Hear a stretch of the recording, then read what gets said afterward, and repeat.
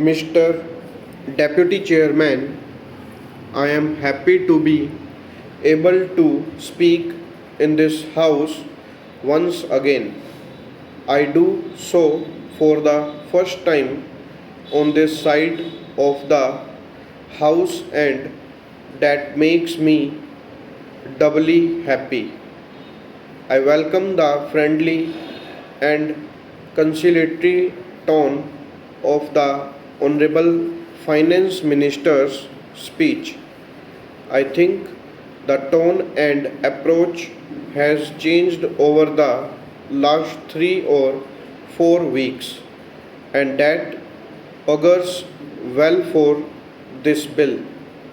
Although it will depend upon the outcome of this debate and the assurances that the government is able to give on many issues which the himself hinted are still outstanding issues and need to be resolved. If I may say, in the lighter vein, between 2011-14, I did virtually what was called traveling between my Prime Minister, the leader of the opposition in the Lok Sabha, the leader of the opposition in Rajya Sabha, and the empowered Council of State Finance Ministers. We tried to pass the GST bill with the support of the principal opposition party, and we failed. In the last 18 months, the government tried to pass it without the support of the principal opposition party, and I am glad that you have also failed. Today, if we pass the bill, which I hope you will, after we listen to your speech, it will be on the basis of serious discussions, serious negotiations, and serious debate. It is far too important legislation to be passed on a partisan basis. In fact, I commented once, I hope the finance minister will pass the bill not on the strength of numbers but on the strength of his arguments. Sir, I am glad that the finance minister has acknowledged that it was the UPA government which first officially announced the government's intention to bring about the GST. On the 28th February 2005, it was announced in the Lok Sabha in the course of the budget speech. I quote, in the medium to long term, it is my goal that the entire production and distribution chain should be covered by a national VAT, or even better, a goods and services tax accompanies both the center and the states. It has, of course, taken us 11 years to arrive at this point, but I think the journey has been a learning experience for everyone in the house and outside. Para. Sir, let me make it very clear that the Congress party was never opposed to the idea of a GST. In fact, I believe about an hour ago the finance minister said so much in an interview to a television channel, and I thank him for making that acknowledgement. We were never opposed to the idea of a GST. We are not discussing on debating the idea of a GST.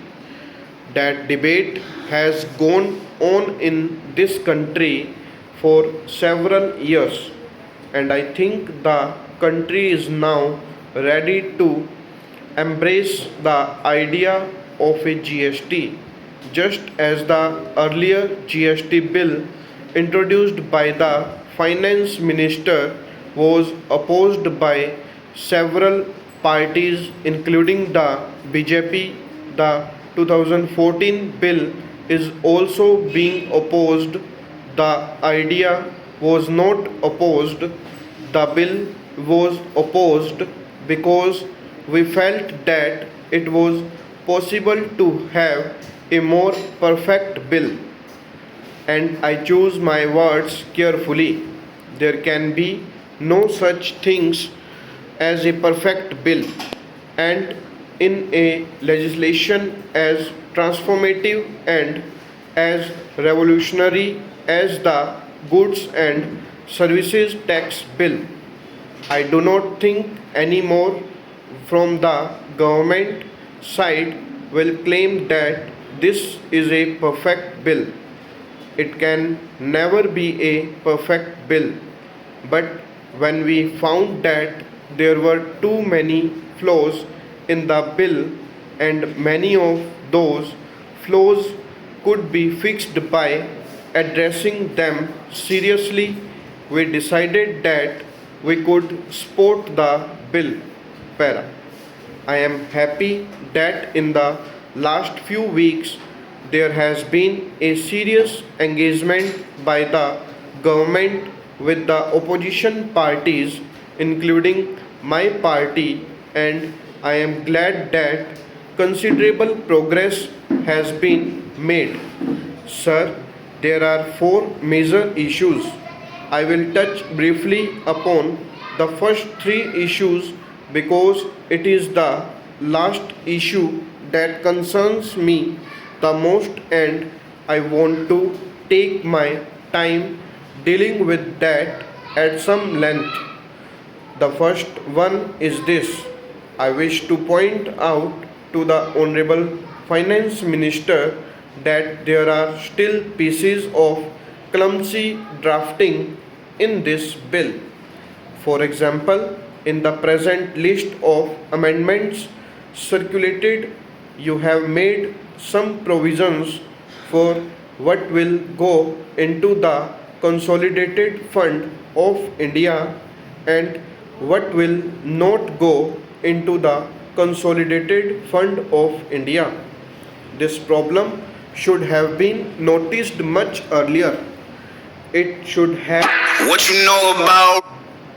come in the draft bill, but it has come today in the form of an amendment, and while I will not take too much time explaining what I have in mind, if the Honorable Finance Minister reads it more carefully, he will find pieces of clumsy drafting. Stop.